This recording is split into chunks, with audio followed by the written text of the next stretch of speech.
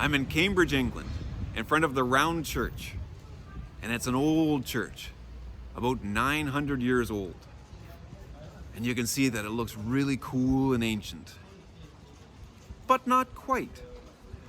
Because the top of the church actually is relatively new. It's still 160, 70 years old. But the top of that church was built to meet a need. There was an original top to the church, and then they decided to make it better and bigger. And when they made it better and bigger, it lasted for a little while, and then it got to be too heavy and it collapsed. So they had to make another top of the church. But it looks like it belongs. It looks like it's original. And that's one thing that the British are excellent at doing.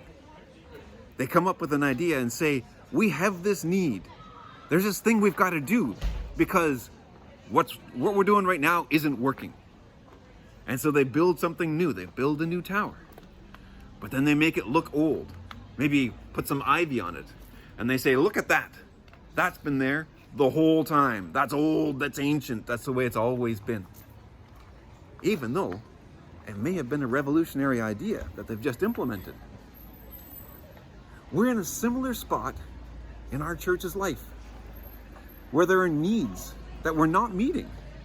We may need to do some changes in order to help out some people that we're not reaching at the moment. And we can look at it and say, oh, that's a big challenge. That's really hard for us. Or we can find ways to make it easy for us. And one way is to look at it and say, that's the way we've always done it. We've always looked to the needs of others. And we've always tried to make it so that others felt included. And even though we're doing something different, it's old. Look at the ivy growing on it. This idea, it is us. That's one way of accepting and promoting change and making it so that we can make things the way we need to make them.